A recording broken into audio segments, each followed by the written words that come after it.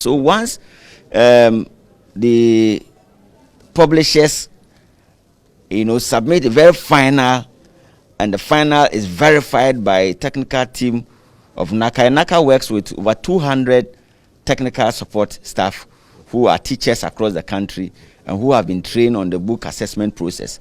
So once that is done, it will then go.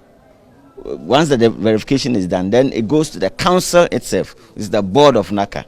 They do the final approval before the publisher is given a letter saying that your book has been approved, not pending approval, but has been approved. But even that, there is a caveat that if the institution, NACA monitoring and evaluation team goes round and find out that the book still contains certain inaccurate and improper information, they will still recall the books, even when they have been approved, because of the fact that the copies that are with NACA may not be the copies that are in the market.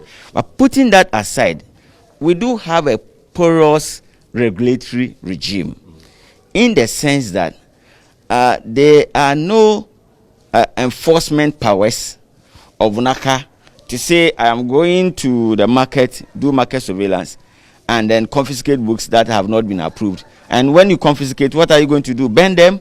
Throw them? You don't have that legal mandate at the moment, because the act that established, even the reviewed act does not account for that.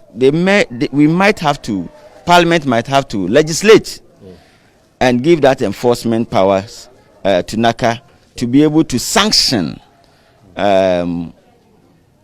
publishers for violating specific provisions in the act that empowers them to do the approval. I think the other thing has to do with the National School Inspectorate Authorities. They are also an enforcement agency within the education subsector. Perhaps we could also look at their act and see whether we find a space in enforcing this particular provision. But as it is now, because of the legal regime, and these publishers are not just ordinary people, they are very powerful people, very influential, they have the resources, and if they could take the whole government on, in 2005 or thereabouts, then you can imagine, the strength that they have if you do not